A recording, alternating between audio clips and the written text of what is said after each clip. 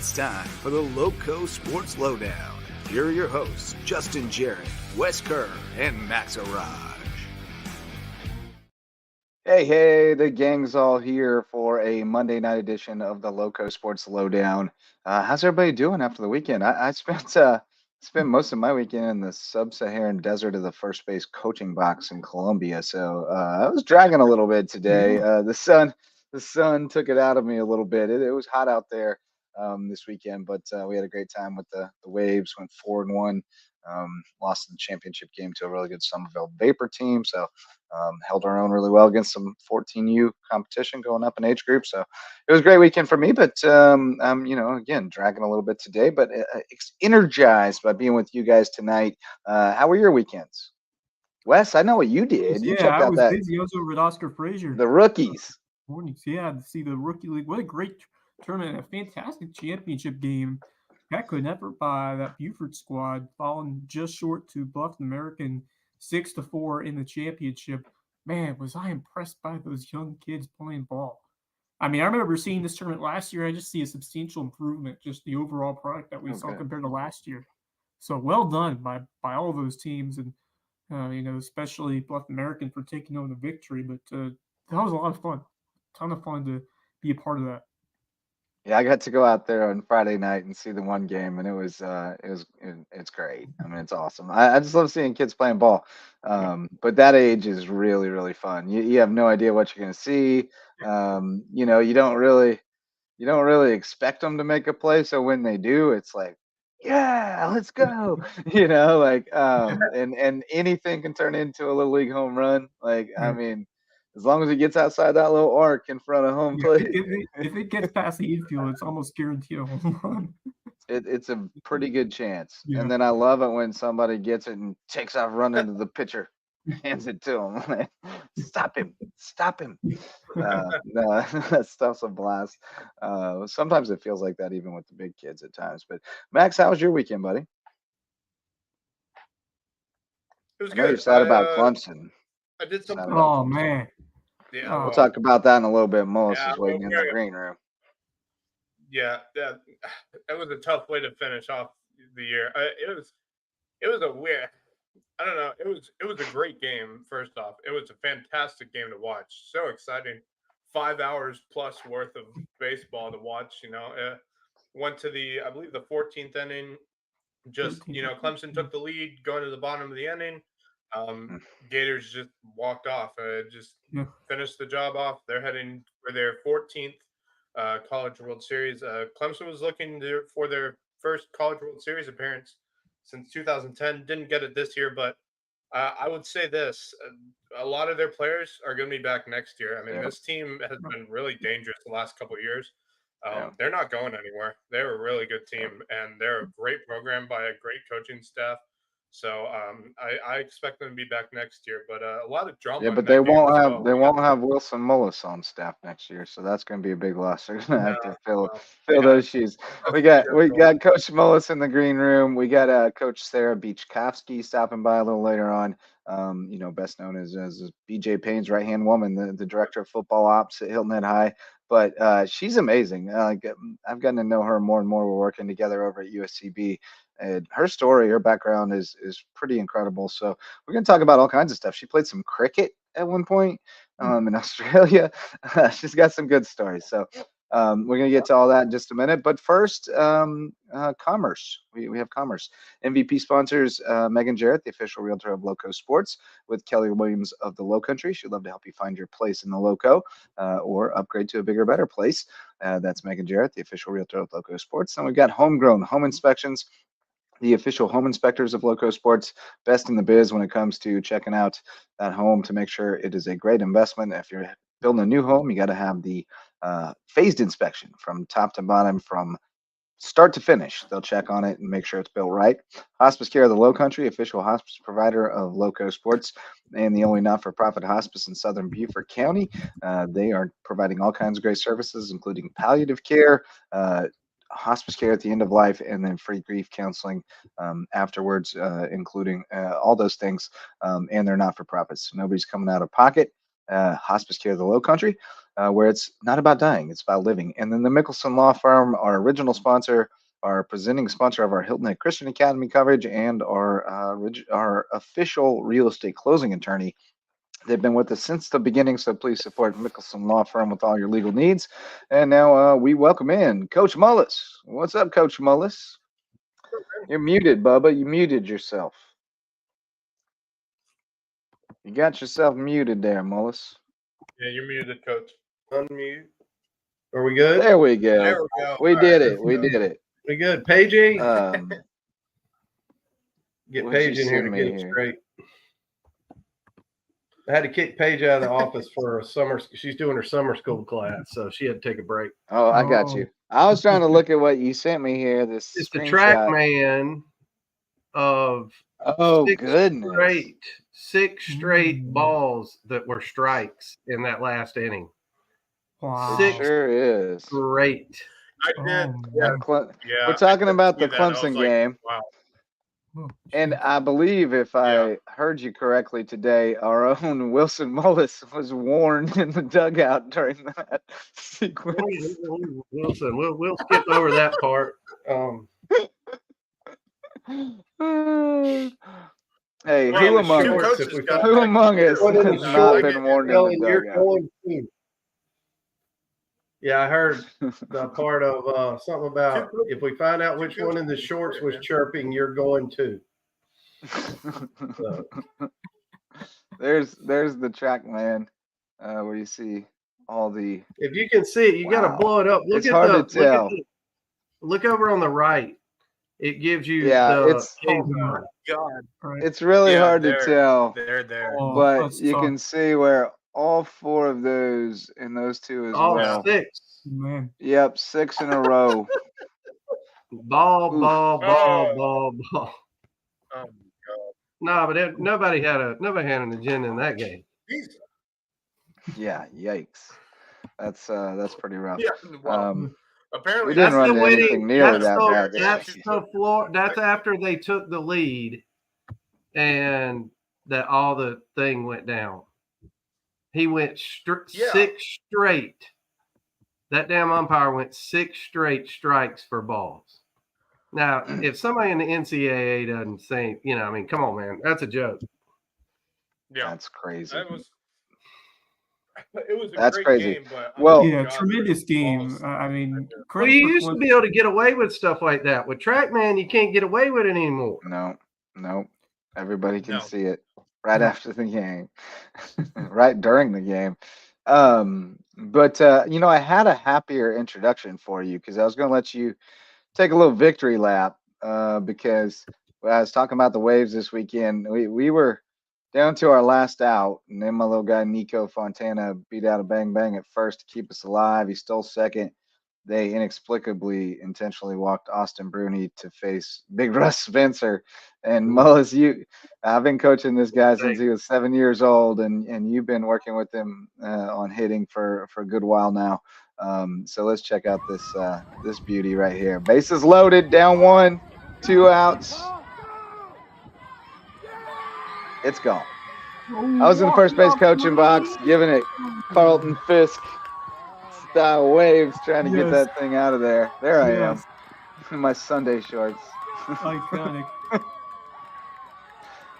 Love this. There's nothing better than that. Walk off grand slam. Oh my gosh, it was intense. It doesn't also all the way to the championship. The C flap was busted off his helmet in the celebration. I know he hit some by me in the cage the other day that just scared me. So it wasn't surprising. Well, and he usually just swings the BB core, but the kids got him to swing that damn hype fire. I heard it. The thing is so hot. And if you're out there, kids, if you're out there listening, kids, backspin is a beautiful thing. Yeah, it is. Just don't underestimate the power of backspin, kids. Yeah, Truman learned that one the hard way this weekend. Them 14-year-old boys put a little more backspin on some of them, and he thought he had a beat on one over his head in center field, and it was just one step too far. But lessons learned. But no, playing up, it was good times. But a few headlines. Clemson did not make it, but Matt Poston from Hampton and North Carolina are headed to Omaha. Sorry, Mullis. I know you're not a fan of the Heels, but I know you're a fan of our Hampton friends. Yeah, local representative in College World Series. Last time I saw Matt Poston, the Sharks were hanging 20 on him. By the way, it's going to be all ACC and SEC teams. Yeah. College World Series. We still have one spot that is left to be decided that's going on now. NC State is up 5-2 over Georgia. And so I think if Georgia wins that game, I think like all 4 teams on one side of one like. No, if NC State wins, it's 4-4. But if Georgia wins, it's 5-3, and we end up with 4 SEC teams in one of the pools. Okay. But that's crazy. So you're guaranteed an SEC team in the championship, I guess. Then. Yeah. How about that's pretty wild. How about on a different note? Did y'all see Paul Maneri? Is that right? Paul Maneri for the Gamecocks job? Really? It's been out there. I don't know if it's a done deal or not, but whoo, that's interesting. That's an interesting hire right there. Paul Maneri's an old guy. You know, when he retired from LSU, it was for health reasons. You know, that's a good baseball coach, though. I mean, he's been, you know, that's a Hall of Famer you're hiring. Yeah, I hadn't seen that yet, but that would be very, very interesting. And yeah, they're saying set to hire.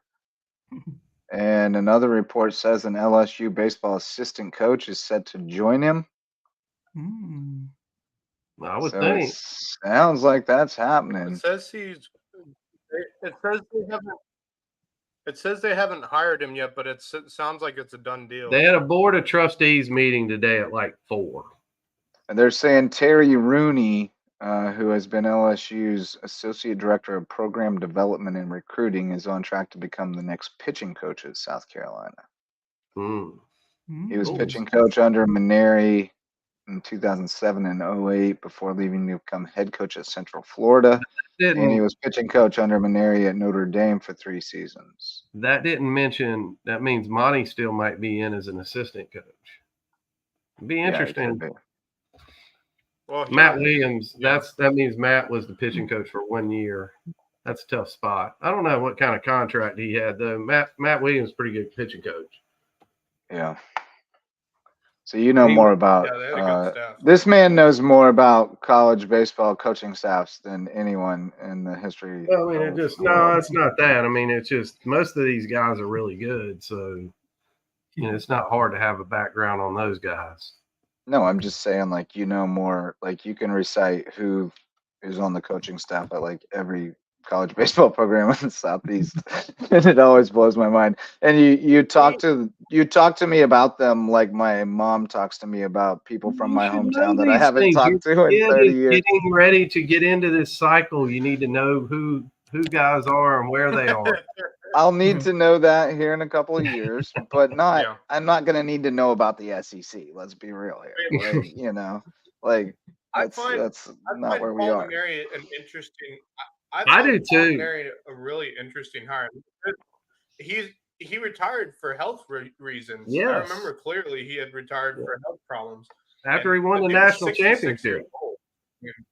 Yeah, I mean the dude's 66 years old. He's no young gun anymore. Urban Meyer retired for health problems a couple of times. Yeah, but I mean, if anyone can coach a team to a College World Series, that's for World Series championship. Maybe he just wanted to wear the pants again. I don't know. They said he tried to go back and get the Notre Dame job. I mean, that's an interesting hire. I mean, that's yeah.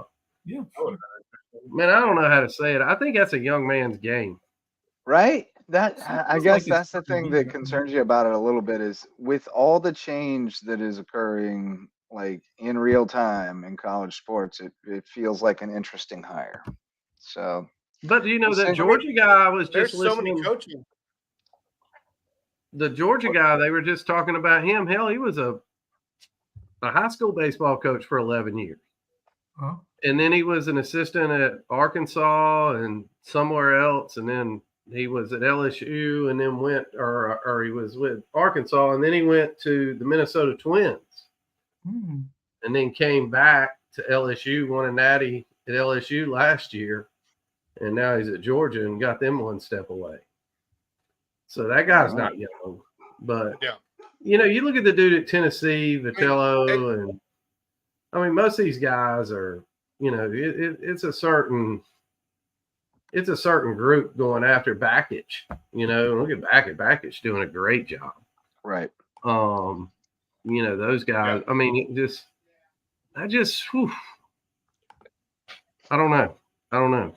I'll know more tomorrow, but I don't know now. Yeah, I mean, you look at all this. There's been a lot of coaches who've been in the college baseball world for a really long time who have retired over the last few years. I mean, Carolina's head coach. What's his name? Yep, Gilmore going out. Yep. Carolina for 30 years. He just retired. We need to get Lou in here to talk about Gilmore one night. Mike Martin a few years back for Florida State. Yeah. Mike Martin from Florida State. That's another name. Rest in peace, Mike Martin. He coached for years and years, and he retired at an old age. So, I mean, if you get in the job and you know what you're doing, you can stay in the college baseball world for a really long time, or even eventually maybe get the call up to have a shot at coaching at the professional level. I mean, there's so many coaches in the college baseball world who have coached if you get either a good on reputation, one team or multiple teams for a long time. If you develop a good reputation at the college level, you can maintain yourself in that level for a while. Well, you can develop people for the pros. Do y'all know why they don't go professional? The coaches? Anybody got a guess? Because they make a lot less. They take a pay cut. They don't pay. Pro coaches don't pay. No, they take a big pay cut. Yeah, you got to ride the bus. Just stay over here. It's a grind. College is where it's at, man. You get games. That's a cush life, relatively speaking. Yeah. Plus, you're working with guys who are still like hungry and trying to get there versus guys. And the other thing that I've always heard is the language barrier. Oh, I bet. Yeah. Massive challenge. Especially at the younger, A-ball level. You're and it's much more rewarding. It's a 60-40 much more rewarding. split. You develop those guys as students. I mean, you have that whole future ahead of you, not just in the baseball realm, but just life in general. It's a great opportunity for these both these veterans and these younger guys who have come in and done well throughout this area and throughout the country. And I think that South Carolina, I think they put themselves in a solid spot moving forward with who they have. But I'm sure there are guys who can say, well, maybe we could have gone for somebody younger or someone, with a different mindset. So I think it's just a risky hire, Wes, because Backich has got it up and running, boys. Mm-hmm. And I mean, it ain't slowing down. Right. Yeah. And it'll be I had seen, a lot of guys, a lot of the recruits were all kind of tied to Coach Lee. Be interesting to see how many of those guys stay around. Yeah, that's always does that put Petrie in the portal? Right. You don't think Petrie could draw some money in the portal? I mean, you think Charlie Condon's doing this stuff and Petrie's the same player. He ain't 5 home runs behind him or something like that. I mean, you talking about Morlando, you talking about there's some, that's going to be, I'm telling you, whew, that's a tough one. We'll see what happens out there. The other baseball tonight got rained out. Legion in Beaufort got rained out. So that's off. Tomorrow night, we get the start of the 8 and under All-Stars for softball and baseball. Baseball at the Crossings on Hilton Head, softball at Burton Wells. So that'll be fun. Good times will be had by all. The Palmetto Roadrunners ran this weekend. Jonathan Kelly had a great weekend again. He won the 110 hurdles, second in the 200, second in the long jump, fourth in the 100 in the boys 15-16 age group. And Makima Adams won the 15-16 girls 400 hurdles. So those are some shout outs. And then, sorry, we got rambling, so now I have to do some headlines, guys. Brady Sacha got the dub today at Data in the little match out there, the little SC or Buford Junior Golf Association or whatever. Shot 74. Good round, Sacha. And then tonight I got to go over to May River and meet Coach Kyle Bennett, the new boys basketball coach for the Sharks. And, you know, we talked about him the other night a little bit about the record wasn't like anything to blow you away necessarily overall, but there were some really good seasons. There were a lot of like 500 seasons, but we mentioned that like the context matters. And I confirmed what I thought to be the case tonight, which is Kentucky's one of the states where they play all classifications. So his school had like 600, 700 students, pretty small. But you know, in their district or whatever, they're playing 6A schools in football. What North Carolina does. Indiana, there's a few places that do it.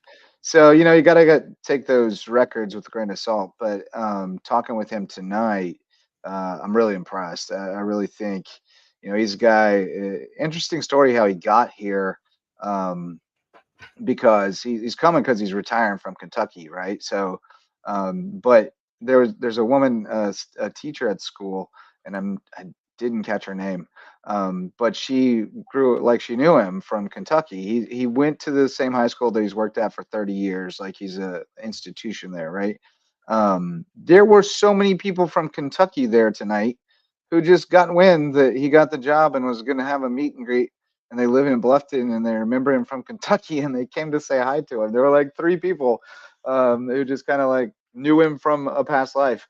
So that was cool. But no, this teacher had kind of tried to recruit him down here a few years ago, I guess, when the school opened. And you know, they were looking for an athletic director, but he wasn't ready. He wasn't eligible for retirement yet. So he waited until he was, and here he is. And now he gets to take off the AD hat and go coach basketball again. And you could see like the youthful enthusiasm coming out for like getting to do that again after supervising basketball coaches for the last 16 years. He gets to go be one again. And I'm pretty excited to see what he can do. Now, obviously, May River, you know, is not like a basketball talent hotbed necessarily. But, you know, I think with the right coach, you can definitely elevate it to a new level. As he mentioned, there's not a banner for boys basketball in the gym, you know, like, so he wants to kind of change that. But Mullis, you've been in there, so you're a May River dad, so I know you're excited to get a new coach in there and see what happens. Well, you know, and your AD's a basketball guy. Yep. And he's a good one. He is. And I figure he'd know what to look for. Well, I think he also likes that this guy's been an AD for 16 years, and Jermaine is really self-aware, and he knows that he's a new AD, and he knows that he's going to have a lot of questions. That's another thing with the depth on that staff. You know, Coach Schmidt was AD for years. Yep. That staff, I know I say it all the time, but the depth of that staff over there it's pretty amazing. And just the different, all the roles that those guys have had over the years at different places and everything. It's pretty good. Yeah, it's solid. So excited for Coach Bennett. He's excited to get on here. I was telling him about what we do, and he's like, "Man, I'm ready to come on anytime." He said he's a big huddle guy. He's grinding film all the time, so I'm sure he'll love to get in here and talk ball with us when the time comes. But pretty cool stuff. I have a little footage from it, but the audio is not fantastic, so we don't necessarily need to watch it. But I gave you the gist of it. He's super energetic, ready to get in the gym. In fact, it's funny because somebody said, "When are you going home?" And he said, "Well, I was supposed to leave 2 days ago.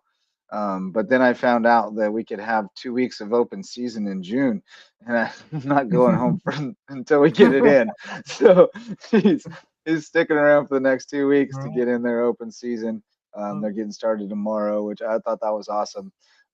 He's not going to let that 2 weeks go to waste and go start packing bags. It can wait until after you get in your 2 weeks of practice. But he's definitely chomping at the bit. They had a lot of parents and kids out tonight to meet him. Saw Tanner Macy and Gage Duncan, of course, and they got some size coming back. So we'll see. I What was they got. impressed with what I saw from them this year. They almost, I think they got a They nice played win tough.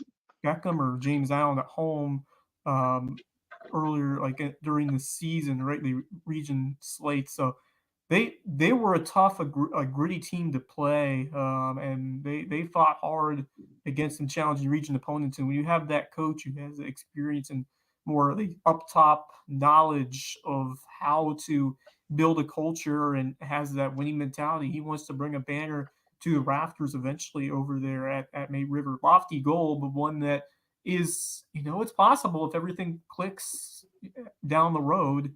And we know that this area of Bluffton is a growing, spot here in the Low Country that's going to attract a lot of talent. And True story. can they find Hopefully some tall guys? talent. They're still building houses over there in Yeah. New Riverside like it's going out of style. But I just think the talent's And apartments, but those are zoned for Bluffton somehow. They said we get a lot of 5'9", just Yeah. 5'11", 165 pounders. Just saying. It's hard to make it work with 5 of them. Yeah, no, we'll see what he can coax out there, and again, like there's real estate opportunities out there if people want to move into the district. So if you make it attractive real enough, estate agent. if you make it attractive enough, people will move. Tall people go play there. Tall people. Yeah, you can make the environment, the guy, right for tall people. I'll tell you something else. We're talking about the Low Country. Clemson's closer, Gordon, that pitched yesterday, pitched so well. Austin Gordon. Yeah. They got a place in May River at Palmetto Bluff.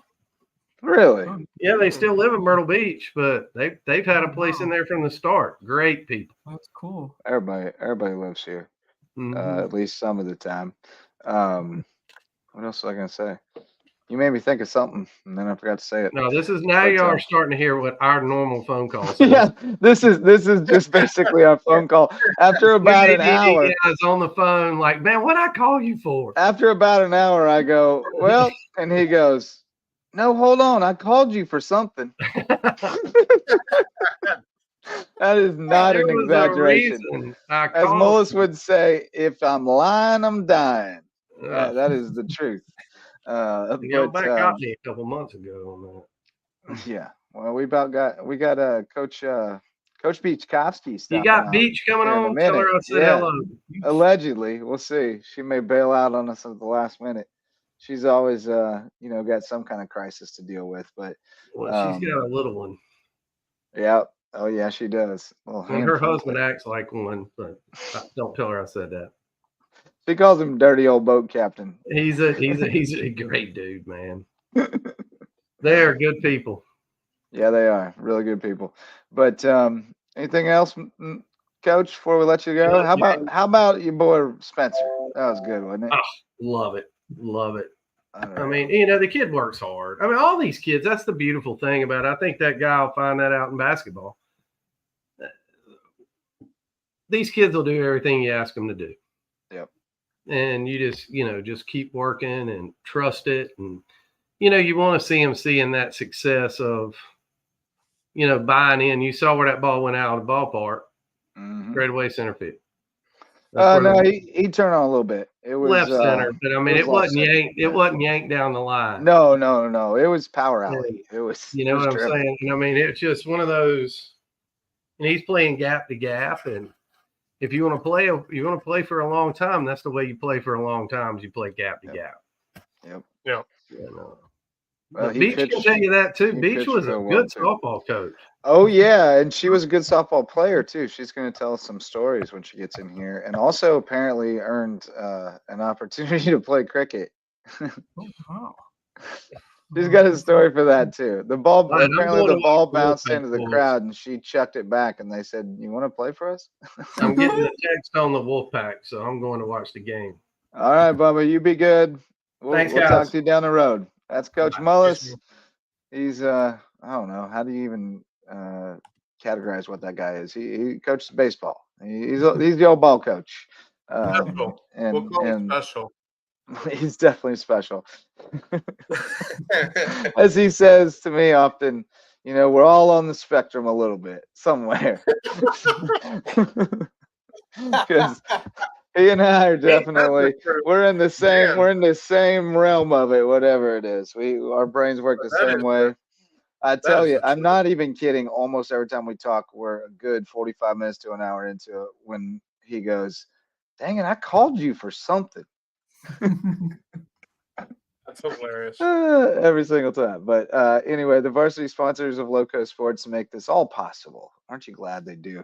It's DDS Web Design. They build, host, and maintain websites for businesses and nonprofits to get results. So if you want to do more online, if you need to do more online, something like that, so you can think bigger, do more, get found online. That's it.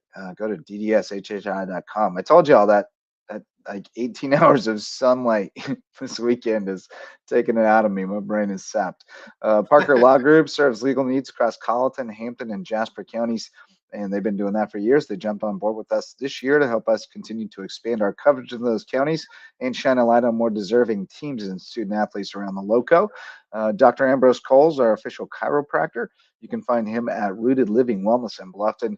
Great place, great people. Dr. Ambrose will get you feeling right, mind, body, and spirit. And Reverence Wrestling Club's our official wrestling sponsor and the presenting sponsor of the Lowco Grind. We're going to get back around to a new episode of that here in the next couple of weeks. We appreciate our folks over at Reverence. Go there if you want to take your skills on the mat to the next level. And I saw a few from Reverence and a few from the Sons of Thunder are on the Team South Carolina dual team that's going to some kind of big championship. So we'll find out more about that. And we're going to get Zayo on soon too. So those are our MVP sponsors. And I see we have a friend in the green room. We've been trying to set this up for a minute. We got Coach Beach joining us now on the LowcoSports Lowdown. What's up, Beach? Hey guys, can you hear me? I'm out here on my porch. We got you. It's perfect. All right. Perfect. Very Lowco setting. I like it. It's called the World Series is on, and my husband's watching it in the house. Yeah, I know. I have it on over here, but I can't hear it. Georgia. Mullis had to go so he could go watch it.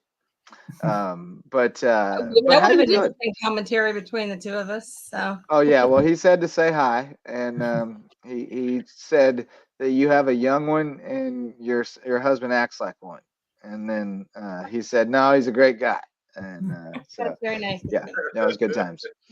Wonderful children, and adores wife. So.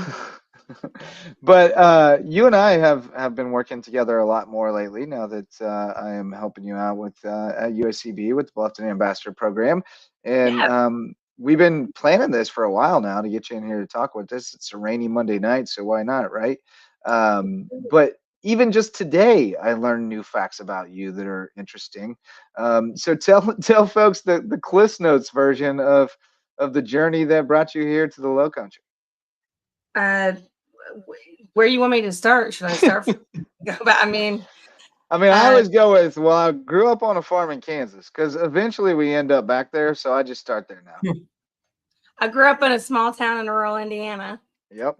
So I grew up in rural Indiana, a little town called Brazil, Indiana, and ended up had the opportunity to go to Butler University and play softball for them for a little while, and found myself overseas after graduation and had some, I was able to travel abroad when I was actually in college. That led me to want to go abroad again. And I got the opportunity to be a Mountbatten Fellow. So that's the royal family. They sponsored me. It's a great program called the Mountbatten Fellowship Program. And I was able to be a Mountbatten Fellow where I took classes. I have studied international business at Cambridge in England. Yeah. And worked for UBS Investment Bank and learning and development, talent acquisition.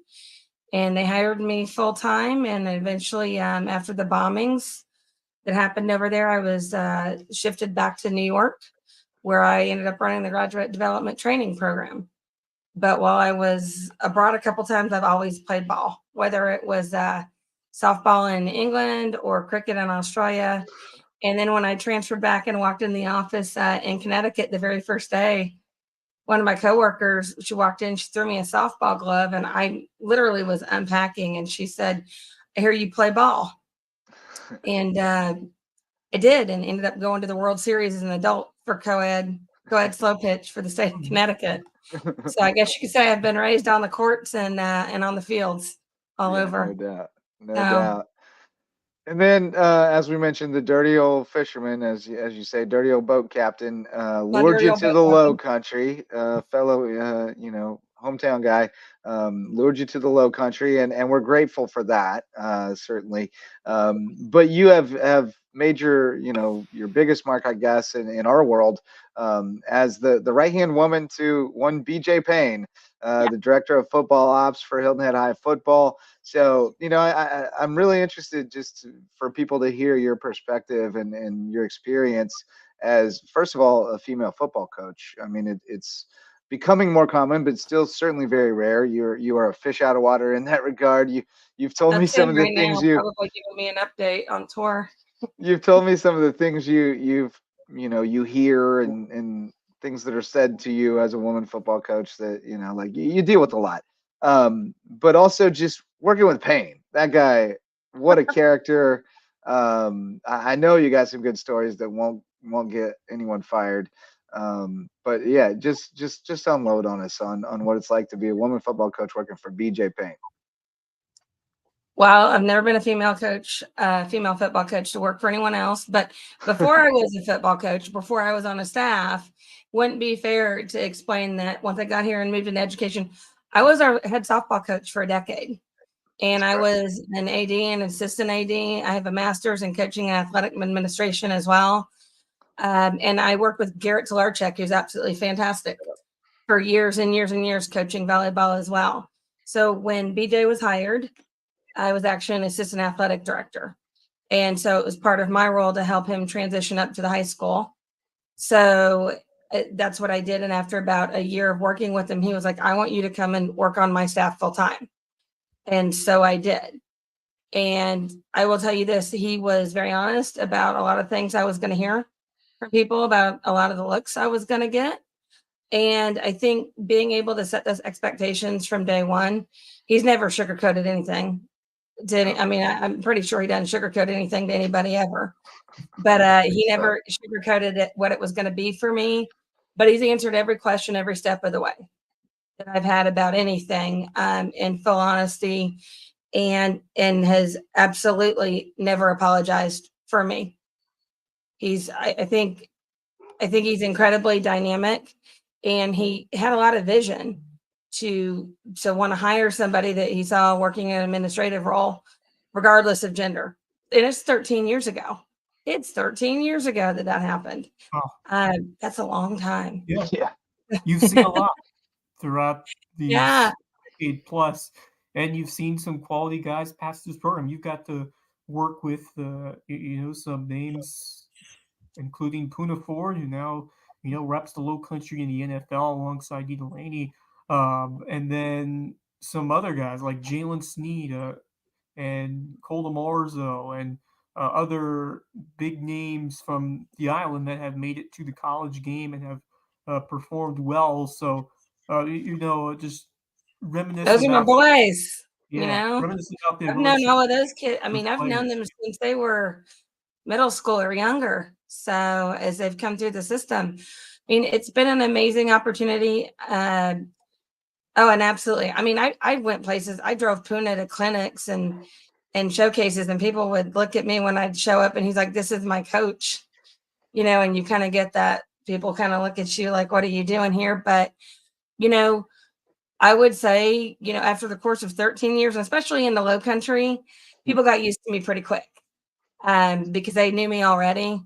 There were a couple places I definitely have been removed from a sideline a couple times because they didn't understand I was a coach. BJ, you asked for a story I could tell. We were in Charlotte at a 7-on-7, and security had come over and warned me like twice, like, you can't be on the sideline. And I said, I'm a coach on staff, and we're in the middle of a 7-on-7. And I'm like, please I'm a coach. So they came and brought on a golf cart even more security and literally came for me. And I'm screaming at pain. And he turned around and as he could do, he's like, that's my coach. Leave her on the sideline. We haven't been back to that one. So yeah. Wow.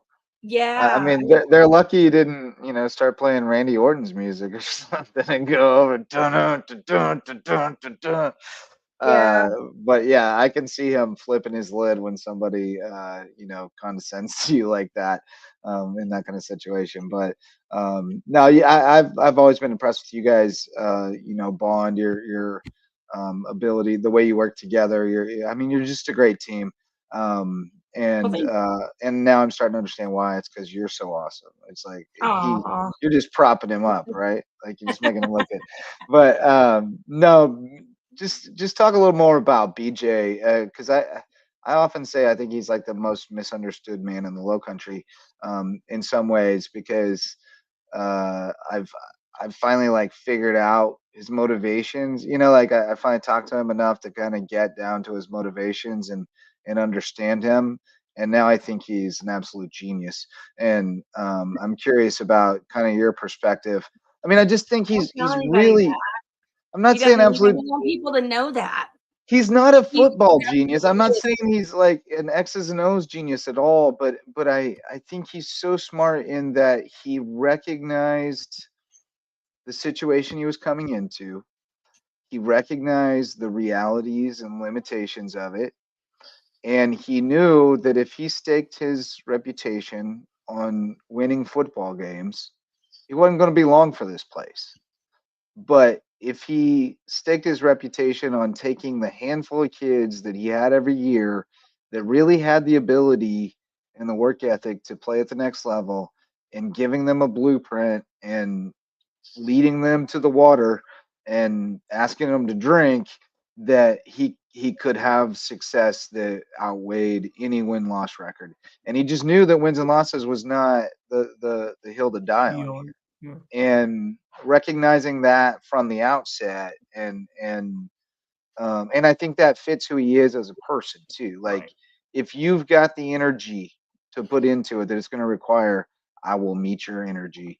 And he's really honed in on the few kids every year that fit that criteria, and he's made them into the best dang college football prospects they could be, and they've taken advantage of it. Right. But we say this all the time. High tide raises all ships. Absolutely. So it's not just those few players. One of those things that BJ is fantastic about is that we are extremely involved with academics and behavior and making sure not just those that are signing are going on. We want to know what everybody's plan is. Yeah. And he's invested in the whole team. And like you said before, we look at wins, we look at losses, but we also do a huge portion to count our wins off the field. Right. We have a competitive internal program where we weight academics, we weight volunteerism. So they're constantly competing against themselves on a weekly scoreboard and an update to see who's on that leaderboard. And we have some internal, incentives for that. Everything from choice of, jersey number to locker space to make them want to compete. So they never get comfortable just because maybe they are being highly recruited or they're the upperclassmen. Without perpetual, assessment, there's no perpetual advancement. That's right. So they're always competing, even if it's against themselves, to get better. And, we've done everything in this program from celebrate, which position group had the biggest GPA boost for a week or had whatever wins to sell, with pizza, and we do study tables, whether, everyone needs them or not. So we can bring everybody together so we can celebrate folks. The pandemic put that on hold for just a little while. Right. But that constant level of I'll meet your energy and being competitive. And I mean, that goes along with always, I'm that's from working with me. Like my statement is I have questions, he always has answers. So meeting that energy as well. So Tell me people about continue to learn. Tell me about the All-American football camp, because that has been one of the gems of this, era of Seahawk football. Is not only is BJ Payne, doing everything he can to get his players a chance at, continuing their journeys and their careers and their passions for the game, but also growing that generation behind them and the young kids who get to not only improve their football skills and athletic skills, but get to work with these mentors who range from alumni all the way to current college and professional NFL or retired players at different points. But what a really cool idea. And just, tell me about how that started and how that's evolved into something amazing here on the island, this All-American football camp. So that's something that he and we produced that together. And it was something that BJ was already executing in Ohio before he moved down here. Came down here and he said, "This is what I used to do. I'm going to need some help." And I said, "Let's go." I was like, "What do we need to do?" And so it took us about a year and we got it started, and it's just grown and grown and grown. And with me being here previously in the community and with a lot of coaching, obviously other sports, and you guys all know as well as I do, we're a small community. So whether it was someone's brother or sister that you had in class or just who in the community, we just started reaching out and saying, "We really want to do this. We want to put this on. And would you like to help support us?" And we, of course, partnered with the Island Rec Center, great organization. So we in the Boys and Girls Club, we always reach out and work with them and the local elementary schools as well.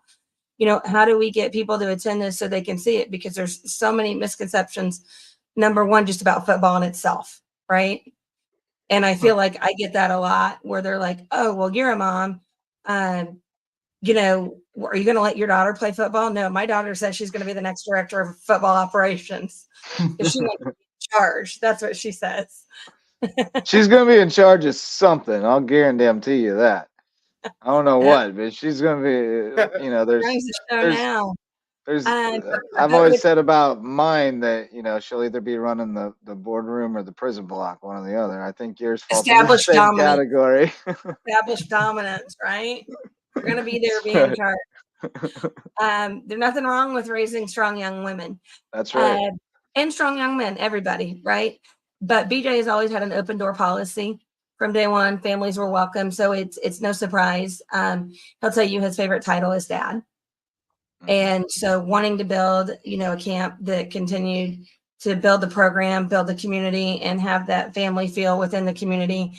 Because, we've had people like Cole and Jalen who came all the way through, All-American football camp, the middle school through high school, and now they're back as camp instructors, Gaston Moore. It's fantastic. So cool. It's so absolutely cool. Puna was, I don't think Puna was never a camper. But he worked with us when he was at the high school level. So it's just something that he's very proud of. I'm very proud of. It's a way to give back and work with the community to continue to establish and grow what we want to build here, right? And that's what it's about, is to continue to build it. Amen to that. So you mentioned earlier, and I mentioned it as well, the cricket in Australia. And you texted me this story, but I want to hear this story in more detail about how you got drafted onto a cricket team. And this was you didn't look up the town, did you? No, Wellston, Western Australia's got about 65 people in it. So big shout out to study abroad. Everybody out there, don't ever be afraid to go abroad. I moved to Perth, Western Australia. I went to Murdoch University for a little while to do a study abroad, and I had a flatmate, and he took me home for what would that have been? That was in the fall, so their fall break, whatever it would have been. And they took me to the local cricket match. And the way it was, I think of because I love Bamberg softball field, by the way, where all the trucks would line up out back. Yeah. So you and I talk about, Patrick Henry does that sort of thing too. They got the right field mafia. That's yeah. So it was kind of like that with trucks out for the cricket match, and the ball rolled out, and I picked it up, and I said, "Where's it going?" And they said, "Oh, you just somebody will come out and I get it." Goes it going to that guy with the sticks? And I played right field in college. I was a center fielder in the right field, so I just turned them through and pretty much met everybody in town after that. And they asked me if I would like to play cricket with them. So I became a slip, and I think it's called a leg, like what would be their version of an outfielder. Yeah. And they, not a fast pitch and not a golf club, kind of somewhere in between. Is pretty sure I never had the traditional cricket stance, but it worked. Actually, so you became a cricketer. Did you bowl? You didn't ever bowl? You didn't try to bowl? I did. I did not bowl in a proper match, if you will, but yes, I threw bowling practice. But again, I had been a high school softball pitcher as well, and that's an underarm motion. It's not the way they throw. Right. It's so no, I had a good time with it. I love video game cricket on your phone. Love it. Love it. Is there a break for tea? And it goes on for 3 days. Well, they're having the World Championship or something. I remember the U.S. Well, the American U20s just knocked off Pakistan in the biggest upset in the history of cricket. Wow. I was going to say there's a few countries that are always perennial. Why they're playing the U20 cricket World Championships in Houston, Texas, I'll never understand. But I told you we played the Co-Ed World Series in Dallas, and I was like, I was used to heat. My husband's from Texas, and I was like, this is crazy. So I guess they play it in like India and Pakistan. I think it's pretty hot there, right? Those cricket matches go on for days, right? Days. They do. Yeah, but they have a lot of tea breaks, tea and crumpets. Correct. Yeah. Speaking of which, speaking of refreshments, great cookies at the May River basketball coach meet and greet tonight. Whoever made them cookies, M&M chocolate chip cookies, blue M&Ms for the Sharks, and there's a little salt, just a little salty to the cookie. I love a little salt in my chocolate chip cookies. It's good stuff. But anyway, I'll remember that when you come to work. If I need a favor, I'll have to bake. Well, now we got crumble cookie coming to Hilton Head, right? So yeah, if you ever need a 2,000 calorie snack, that'll force you to. I'll pack those for the sideline on a Friday night for somebody. Yeah, I don't think they should be legally allowed to call those cookies. There's definitely something more happening there. Yeah, exactly. But Beach, any parting thoughts before we let you go? We appreciate you jumping on. Always fun to talk to you. I appreciate you guys having me. We've been talking about it for a while. And you mentioned at the top about this Bluffton Ambassador initiative. Can you give some high? Max has a cricket bat. He has a merch with a cricket bat. Holy cow! This is my dad. So that's phenomenal. A lot of people don't know. My dad is from New Zealand, so cricket is huge over there. He played rugby. He did play a bit of cricket, but this is actually signed, believe it or not, by 2 world record holders. I don't know who they are, but by 2 unknown cricket legends. Wait, I gotta grab them. Yeah, it's really. I do not know who they are. It's really different looking, but I played cricket. I played cricket once, and I didn't. I really want to play cricket. Play more, but I would love to play cricket. I enjoy the video games again. I enjoy the concept of it. It's enough like baseball to capture my interest. But it's its own. I love the idiosyncrasies of it. And I want to understand it better. And the best way for me to understand something is to do it. So I really want to just go play cricket. I also want to curl. I want to curl very badly. I want to learn to understand that completely. It's chess on ice, basically. I mean, there's so much strategy to it. Curling? Oh, it's so good. It's so great. I got really good at curling on the internet as well. I want to do it in real life. during the Winter Olympics. Determine your position with like the like what decides which position that you play with curling. Well, I'll tell you is by starting to play if you play the curling online, you will learn like by de facto, eventually through trial and error, you will learn a lot about strategy. But but typically you want to try to stop one on the dot, and then they got to try to knock it off. But then you try to freeze one to that one before they can knock it off, because then if they hit the one, the other one will still stay.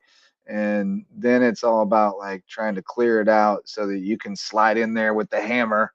And you can either go straight and just knock everything out of there, or you can go slow and spin it in and try to get it to stop right on the thing.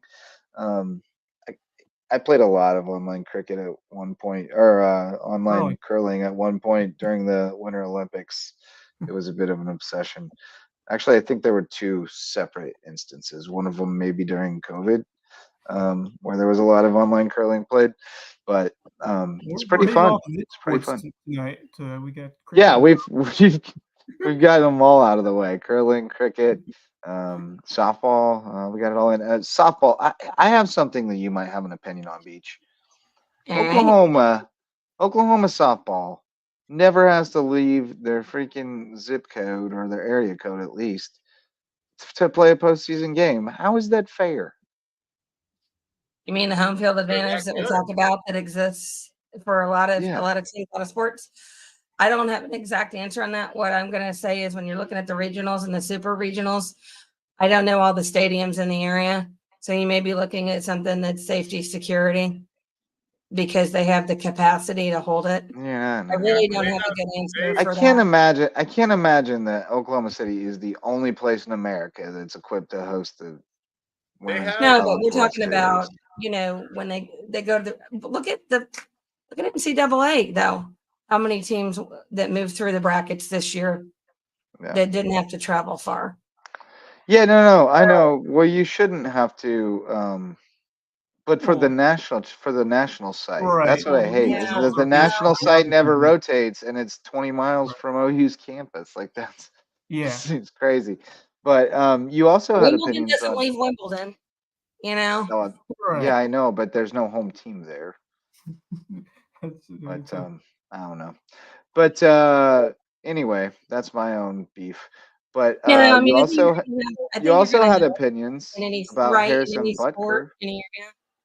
What? Well, there's no other place. There's no other sport that plays at the same venue every year, is there? Augusta? No, I meant like NCAA championship. Yeah, no. I was like, they all rotate. Right. But when we're talking about at the collegiate level, yes. It's a good question. It's a good question why they haven't built a facility somewhere that, whether it travels annually, and or what they're trying to do, if it has something to do with. It's just one part. It's just one field. It's not even like it requires multiple fields or something. Like I feel like there's got to be a place. Somebody should just build a dang pro softball stadium somewhere and attract it there. Certainly, there's something. We should build one here. That costs a lot of money, which means it's going to have to generate a lot of money. Yeah, but how much would you generate by how much does it generate in Oklahoma City being there every year? It's got to be a ton. It's true, and they probably utilize that facility for a lot of tournaments. You and I have talked about places that we like in the area for tournaments. Right. They've got our favorite stadiums we've played in just here locally and coached in. I think that's why the Men's College World Series works better, is because it's Omaha, in an area there's where there's because most of those teams are coming a bit of a distance. Yeah, well, it only works because Nebraska is not that good anymore. Right. They used to be really good, and then it was kind of a problem in like Creighton, but now they're not that good right now, so it doesn't matter. Right. Well, maybe they're always perennial favorites and so strong because it is there. So it's I mean, that's definitely part of it. That's definitely part of it. Like there's big energy for softball there because every little girl grows up going to the College World Series, and the College World Series is here. So definitely that's a big part of why Oklahoma is what it is. And Oklahoma State's very good too. Oklahoma easily has the biggest softball field capacity wise in all of college softball. I mean, they do have the biggest stadium. So God, yeah. Especially at the national championship. Mm-hmm. I just don't like them. I grew up an Oklahoma State fan, so I don't like the Sooners. I was gonna say there's a little bit of. I was waiting to see where that came from. Wes asked me about Bluffton Ambassador. It's time to brag on you. So I had the opportunity, as you know, this last August, I was invited to join the staff and take over the center at USCB for Low Country Hospitality Education. And what we do is we offer the Island Ambassador and Bluffton Ambassador program. So we talk about history, culture, ecology for the Low Country. And I was able to lure Justin, very own, to come work with us. So he is going to be specializing in delivering the Bluffton Ambassador program, but we pretty much we all work together. And shout out to Trey Ramsey. Yep. He's not Our with buddy us. Trey Ramsey. He's also on the squad. Friend. Yeah, USCB alumni who's come back to work with us. And so this is a new venture out of Beaufort County School District from a classroom where I'd been, but still educating, still teaching. And about one of my favorite topics, I talked to history and the island. I love it here. Yep. So same here. I and really Bluffton, enjoyed the Low Country, not just the island. Right, and we kind of tag team it most of the time. Like even when I'm doing my Bluffton presentation, I kick it over to you to talk about Mitchellville when we're talking about the end of the Civil War and things like that. So, no, it's been really cool. I've enjoyed the heck out of it. I really appreciate you for, kind of coming to me with that opportunity and keeping me energized for it. So look forward to doing more with you. And shout out to Trey as well, also assistant producer on Under the Bus. We're gonna have to get you by to meet those guys one morning. Craig Kirkpatrick will love you. He'll eat you alive. Coach Basirico and Bob Stevens, right? I do. Yeah, every time they see me in the office, I'm like, what you guys talking about today? They're a mess. They're a mess.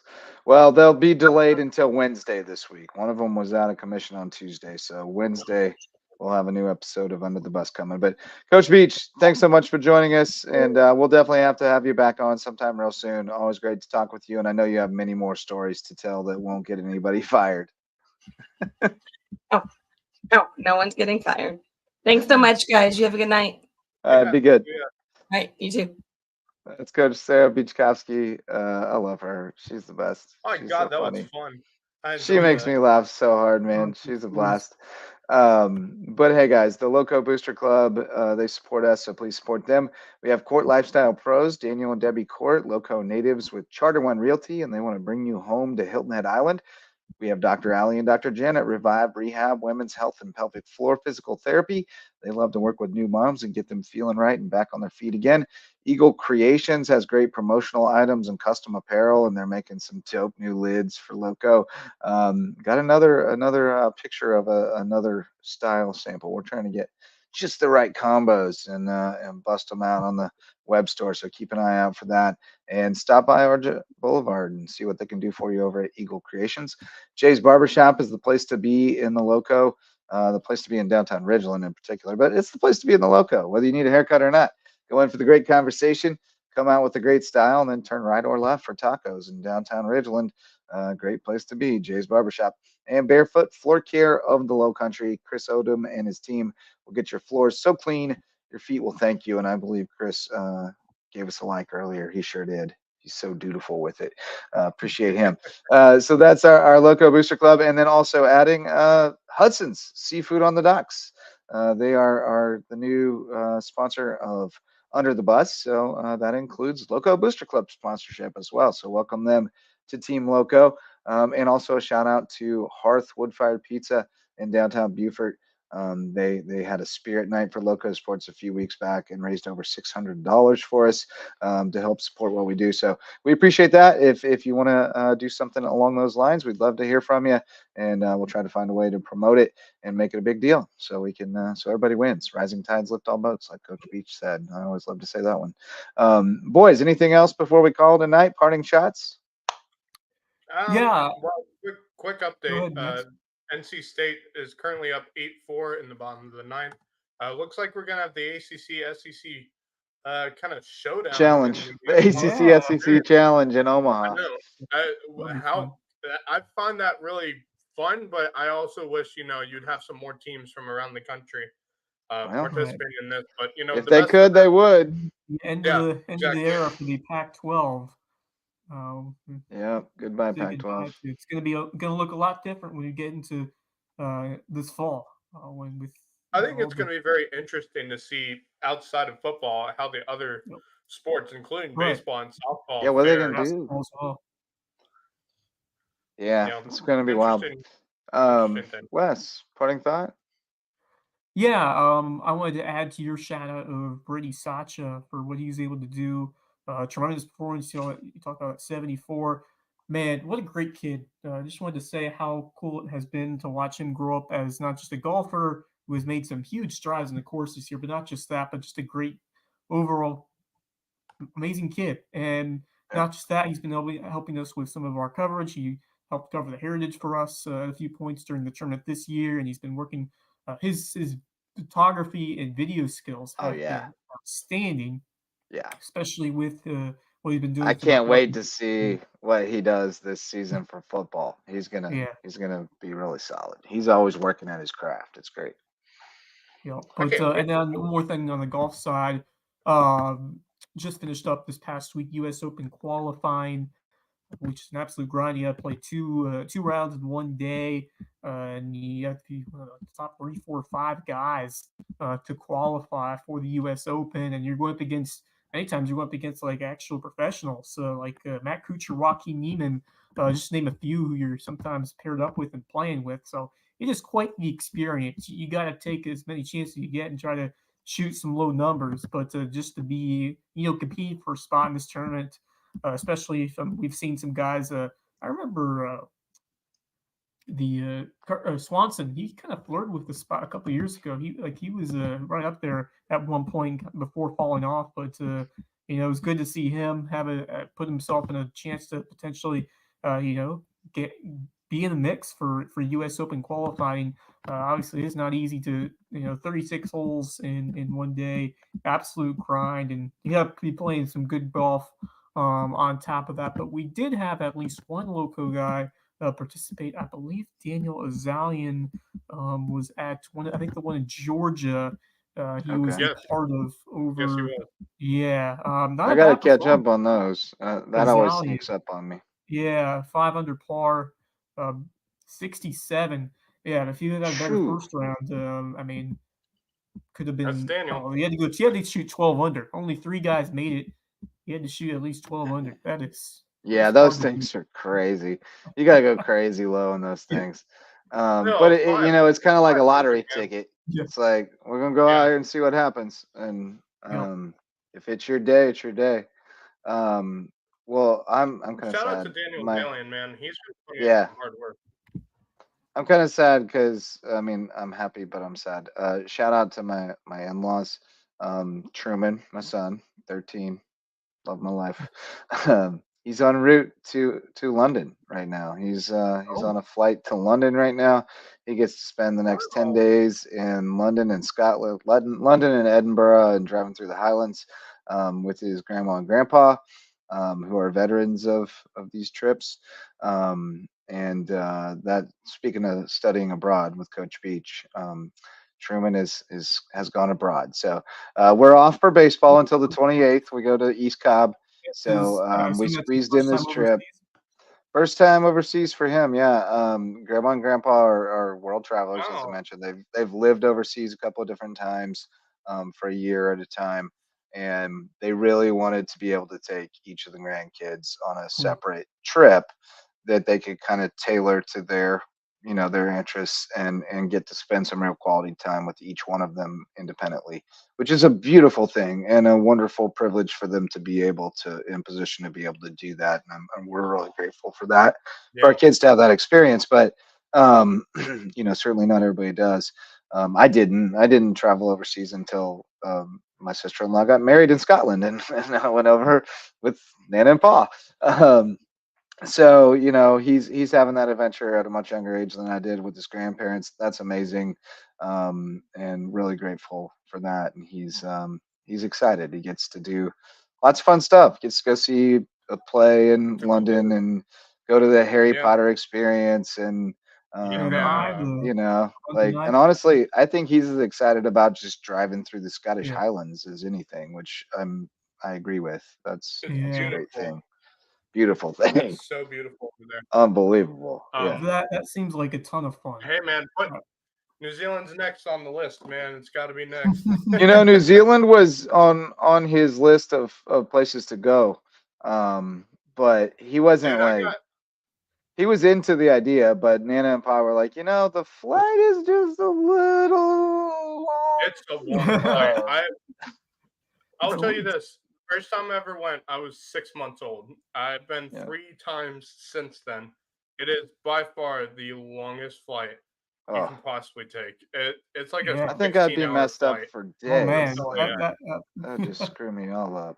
You're crossing over. I remember the last time. You're crossing over the date line. Oh, he does get to stand.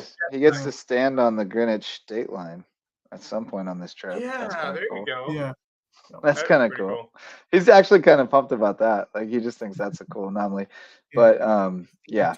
So anyway, that's my my thing to end on, I guess. I had something else, but I lost it. So I'll have to call Mullis and tell him, remember why I called him. I'll have to, tomorrow I'll remember what I was going to say at the end.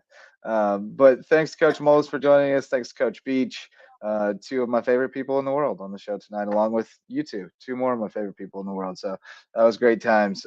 Enjoyed it. It was a fun show. Sometimes the less news we have to talk about, the more fun it is. But that's the way it be sometimes. We had lots of viewers in Indiana tonight. Not only, I'm sure some of Coach Beach's family might have stumbled on it, but she was getting love as an Indiana girl from my girl Amanda Spencer, Big Russ's mom, who said the whole family was still watching even when Coach Beach was on, from our shout out to Russ earlier. So one more time for the Spencers out in Indiana.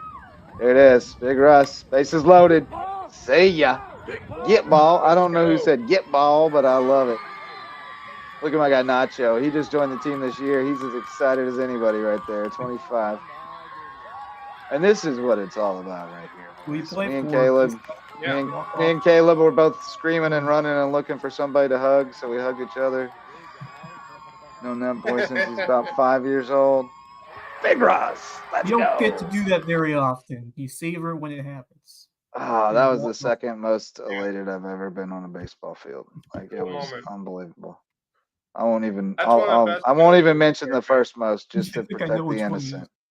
Just to protect the innocent. You probably have a pretty good idea though. But great night, boys. Appreciated it. Great times. Thanks to Butch Mullis. Thanks to Sarah Beachkofsky. Thanks to all of our sponsors and all of you who showed up to listen or watch. We got up to in the 80s live viewers tonight. So good for a slow, rainy Monday night when we didn't even have anything to talk about. Yeah. So we'll call it a night, but we will be back Wednesday. We've got a new episode of Under the Bus, and we'll be back Wednesday night with a new episode of the LowcoSports Lowdown. Already got a couple guests lined up, planning to talk with the guys from the Hilton Head Sharks, who have another season going, and they're always perpetually recruiting. So maybe we can find some old high school football players who are starting to get the itch about summer camp, and see if we can get them out there to bolster the numbers a little bit for the Sharks. And then also planning to have Ian Leslie, our friend from Buford Academy Boys Soccer, come on. He has started putting together a cool little 6v6 tournament in February, and he's looking to get some more interest drummed up among teams and get more in there. So we're going to have him on to talk about that and all things soccer in the Lowco, whatever he wants to talk about, like we do. So we'll do that on Wednesday night. We'll see you then. For Max Arraj and Wes Kerr, I'm Justin Jarrett. Until next time, go Lowco. The LowcoSports Lowdown podcast is a production of Lowco Media LLC and LowcoSports.com, an independent media outlet providing grassroots local sports coverage in the South Carolina Lowcountry. We are sustained by community support from sponsors and patrons like you. Get in the game with a monthly pledge of $1 or more at patreon.com/LowcoSports to keep us going and growing. Go Lowco.